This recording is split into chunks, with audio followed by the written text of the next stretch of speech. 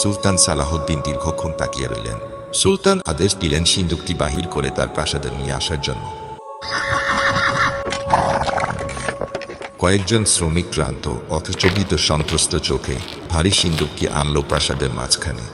সুলতান, রাজকর্মচারী ও আলেম ওলামা সবাই অবাক দৃষ্টিতে তাকিয়ে আছে সেই সিন্দুকটির দিকে, যেন এর ভেতরে লুকিয়ে আছে অজানা কোনো অলৌকিক সত্য।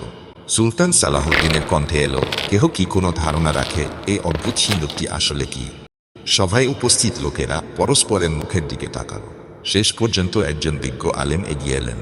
তার দৃষ্টি সিন্দুকটির উপর স্থির, কণ্ঠে শিহরণ মাখা দৃঢ়তা। হুজুর, আমার বিশ্বাস এটাই সেই তাবুতুস সাকিনা।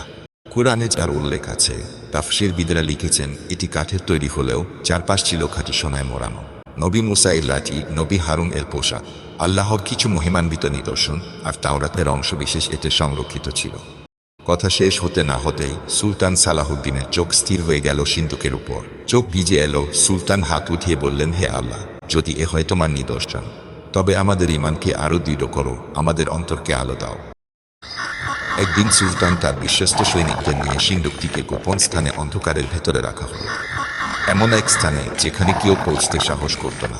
সেই অন্ধকার এখনো ইতিহাসের বুক জুড়ে নিস্তব্ধ হয়ে দাঁড়িয়ে আছে, প্রশ্ন রেখে গেছে যুগের পর যুগ, তাবুতুস সাকিনা কোথায়?